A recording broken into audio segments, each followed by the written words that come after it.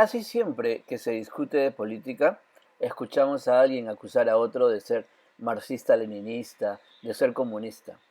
Y con esto se da por sentado que el acusado es un engendro del mal, o en el mejor de los casos está descomunalmente equivocado. Pero ¿sabemos realmente a lo que se refieren estos términos acusatorios? ¿Sabemos siquiera qué es marxismo-leninismo? ¿Es verdad que el demonio inventó el comunismo? A continuación, de la manera más sencilla posible, te lo explicaremos todo, para que si alguna vez te toca insultar a alguien llamándolo marxista-leninista, por lo menos sepas lo que estás diciendo. Síguenos aquí en tu canal Crónicas de la Patria Grande.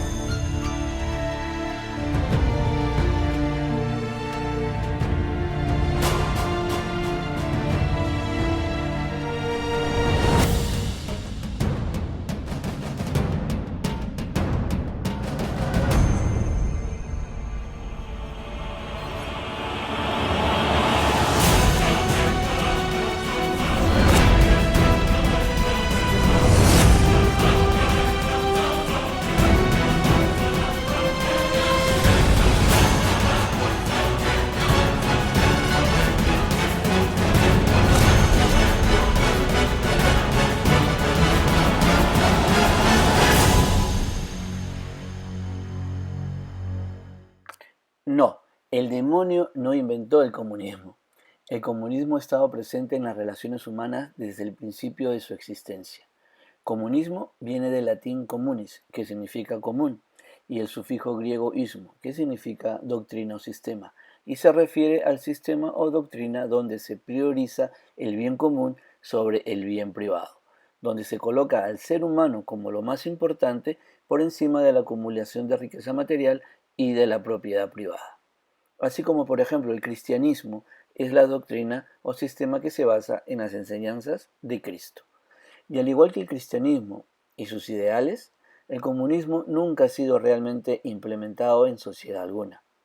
Porque seamos sinceros, nos podemos llamar una sociedad cristiana de nombre, pero en las enseñanzas de Cristo no se estipula que los líderes de la sociedad deben ser políticos ladrones, que el valor de las personas radica en su riqueza económica y no en su valor moral, y que la razón principal, la motivación primordial en la vida es hacer dinero y no preocuparse por el bienestar del prójimo. No, eso no nos dice el cristianismo.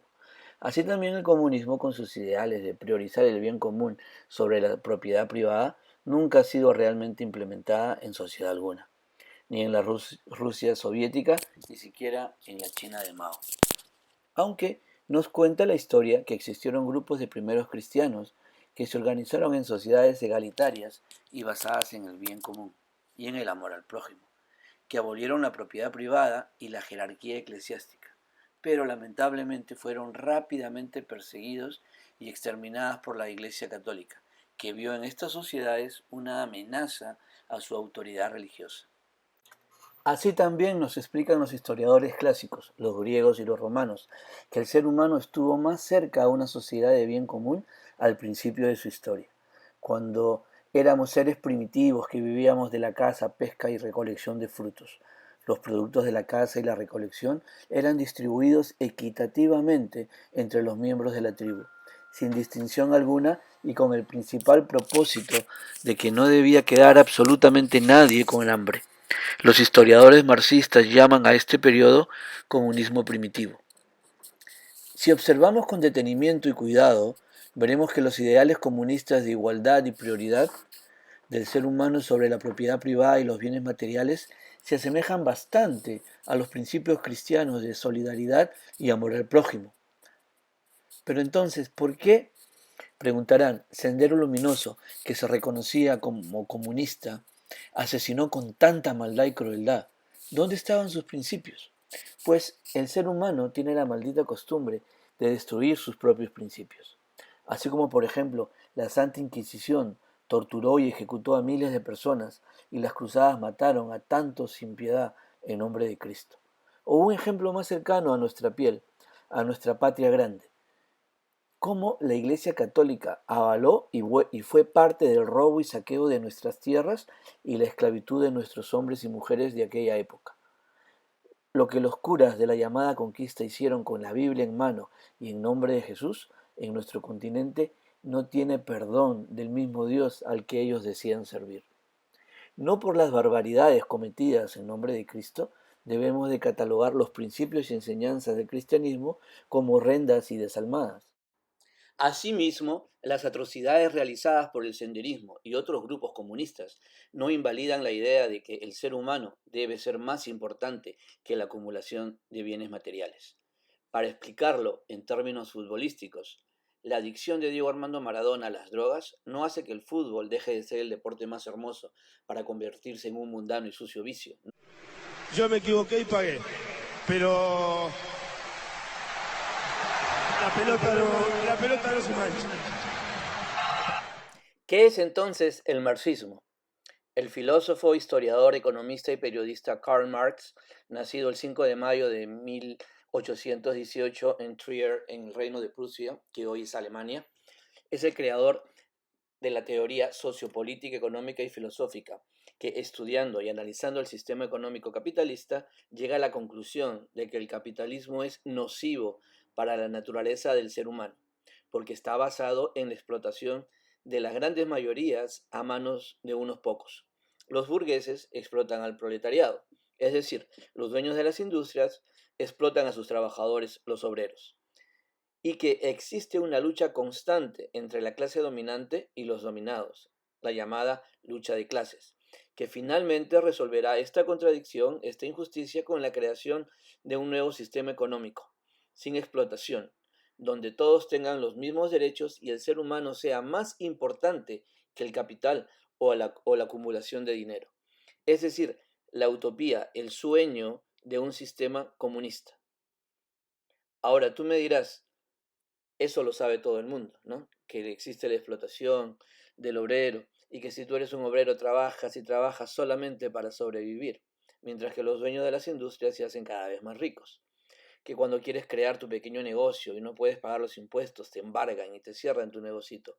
Pero los grandes empresarios no solo nunca pagan impuestos, sino que el Estado les da dinero a través de préstamos con el Fondo Monetario que luego se pagan con los impuestos de los miembros de la sociedad a los que sí se les cobra el tributo, o sea, al ciudadano de a pie. Sí, claro, pero Karl Marx y su socio intelectual Friedrich Engels publicaron su manifiesto comunista en el 1848 y en aquella época fue todo un logro intelectual. Luego Karl Marx publicaría su obra maestra, El Capital, en 1867, que hasta el día de hoy, según dicen los expertos economistas, es la mejor crítica que se le hace al sistema capitalista. Entonces, ya sabemos qué es marxismo. Ahora veamos qué es leninismo. El manifiesto comunista proclama que los trabajadores explotados deben unirse y enfrentar a sus opresores. Vladimir Ilich Ulyanov, más conocido como Lenin, sí, el calvito ruso, siguiendo esta ideología, o sea, el marxismo, lleva a cabo su revolución bolchevique en 1917. Y así se funda la que luego sería la potencia mundial rival de los Estados Unidos por mucho, mucho tiempo, la Unión de Repúblicas Socialistas Soviéticas. Lenin, un político muy carismático, toma como base, como ya lo dijimos, de su revolución las ideas de Marx, o sea, el marxismo. Pero él también escribiría libros como aporte a la creación intelectual de Marx y Engels, siendo los más importantes El Estado y la Revolución y El imperialismo, fase superior del capitalismo. En sus escritos, Lenin aporta la experiencia que él obtuvo al triunfar su revolución y acentúa la importancia de la lucha de clases, concepto básico del marxismo, y decreta que, según él, la única vía para acabar con la explotación del trabajador es la vía armada, que finalice con la derrota de la clase dominante y el establecimiento de una dictadura del proletariado, es decir, una dictadura de los trabajadores. Entonces, recapitulando, el marxismo es la base teórica. El leninismo le aportó la experiencia práctica de una revolución marxista que triunfó.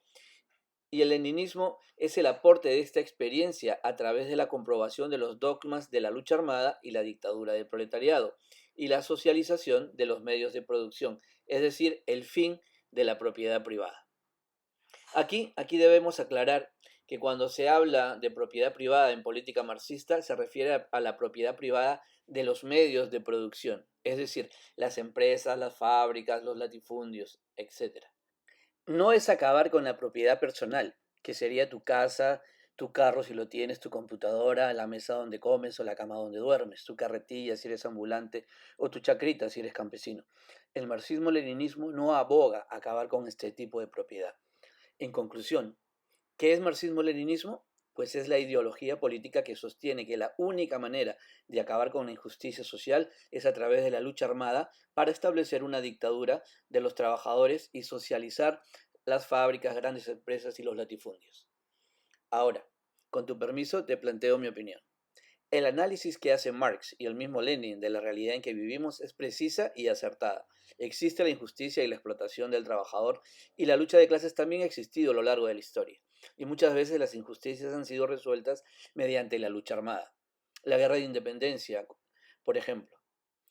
Pero hoy, en este mundo actual, la vía armada no solo no es la única vía, sino es la vía equivocada. Esta democracia imperfecta, hasta tramposa, nos da algunas veces la oportunidad de elevar hasta el poder político algún movimiento o partido que de verdad quiera mejorar la situación de los más necesitados y reduzca drásticamente la injusticia social sin necesidad de derramar mares de sangre y perder miles de vidas. Por ejemplo, la Bolivia de Evo Morales y Arce Catacora, o la cuarta transformación que vive México de la mano de Andrés Manuel López Obrador.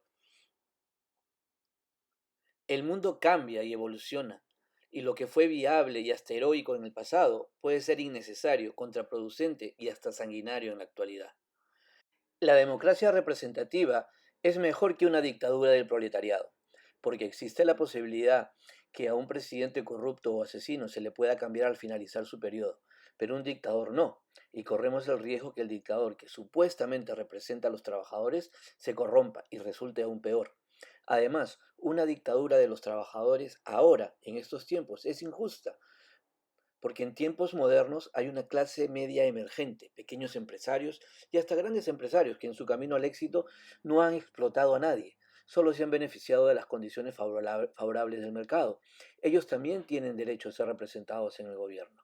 El marxismo-leninismo hacía sentido en los 1800 y en el siglo pasado, pero hoy en día el progreso está en movimientos nacionalistas que busquen transformar nuestro sistema económico creando industria y un gran mercado común dentro de nuestra patria grande. Sigamos el ejemplo de los Estados Unidos, que se unieron y lograron ser potencia. Es algo tan simple que hasta Castillo parece entenderlo. Es tiempo de pasar de los discursos a la acción. Unidos todos, desunidos nada. Muchas gracias. Si llegaste hasta aquí y te gustó el video, por favor suscríbete, regálame un like. Si discrepas en algo, espero tus comentarios y será hasta el próximo video. Que estén todos muy bien. Gracias. Bye.